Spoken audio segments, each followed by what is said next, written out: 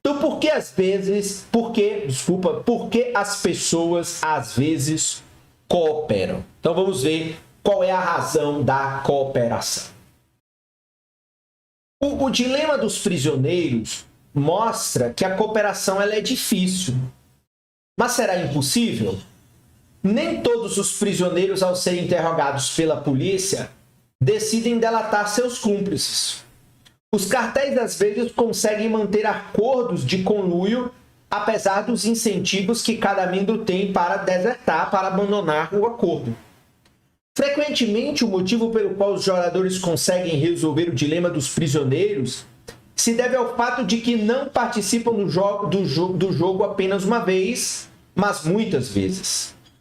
Para vermos como é mais fácil obter a cooperação entre jogos repetidos, vamos voltar para os nossos duopolistas Jack Jill, cujas escolhas foram apresentadas na figura 2.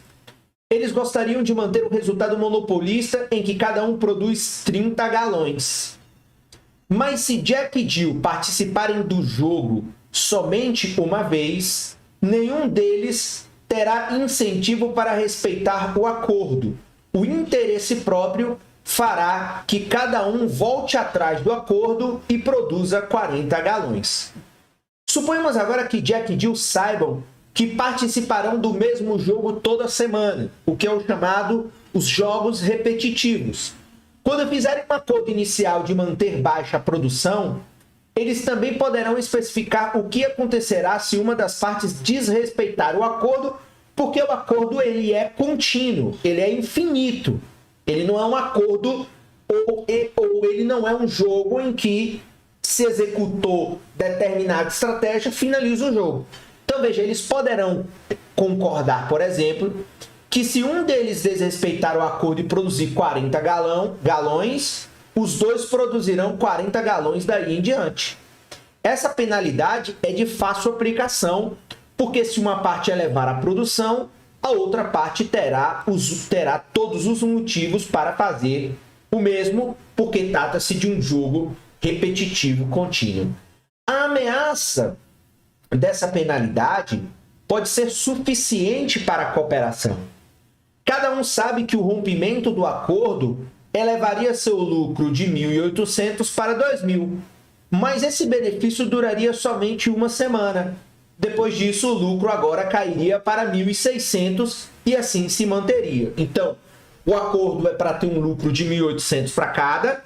Se alguém descumpre e ganha 2.000, mas na semana seguinte o outro competidor também vai produzir mais, e aí o lucro dos dois cai para 1.600.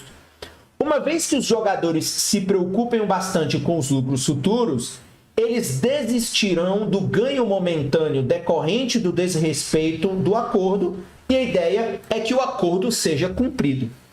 Assim, em um jogo repetido do dilema dos prisioneiros, os dois jogadores podem perfeitamente ser capazes de chegar ao chamado resultado cooperativo. Então veja aí mais um caso importante. Agora o Mentil coloca aqui um estudo de caso. O torneio do dilema dos prisioneiros. Imagine que você esteja participando de um jogo do dilema dos prisioneiros com uma pessoa que está sendo interrogada em uma sala separada.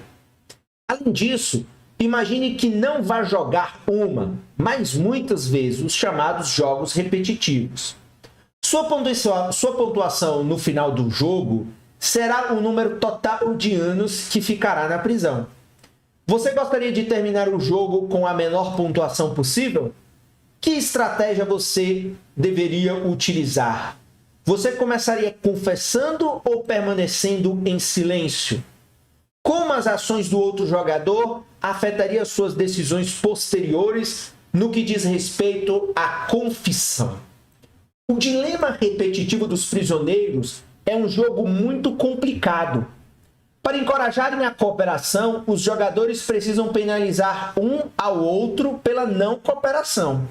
Então, a ideia de que em alguns momentos a cooperação ela existe deve ser o fato de que você pode ter punição caso alguém discorde ou caso alguém não execute o acordo de cooperação.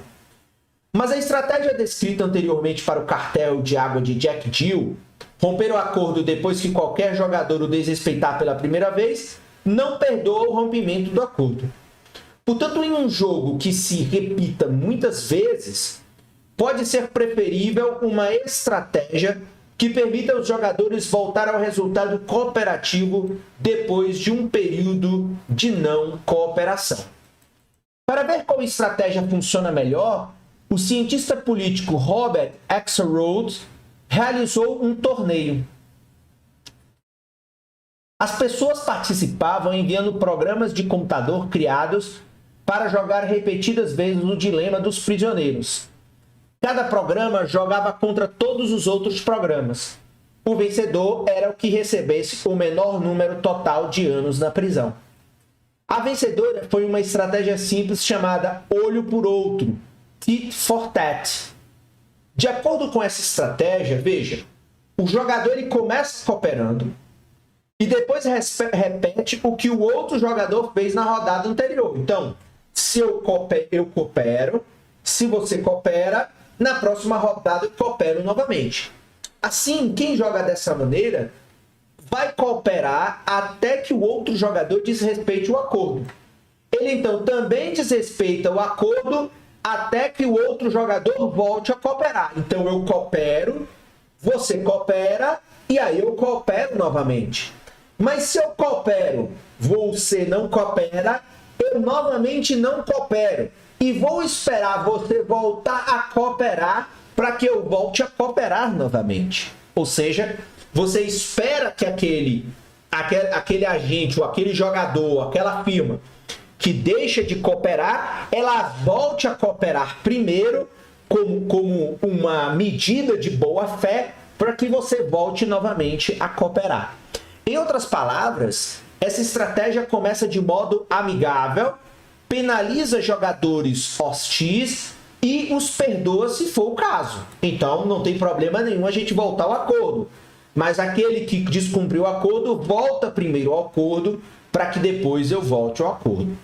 Para a surpresa de Axelrod, essa estratégia simples funcionou melhor que todas as outras estratégias mais complicadas enviadas para o torneio. A estratégia de olho por olho tem um longo histórico. É essencialmente a estratégia bíblica do olho por olho, dente por dente. O torneio do dilema dos prisioneiros sugere que essa pode ser uma boa regra para aplicar em alguns jogos da vida, em especial da vida econômica. Então veja aí as questões importantes. Pois bem,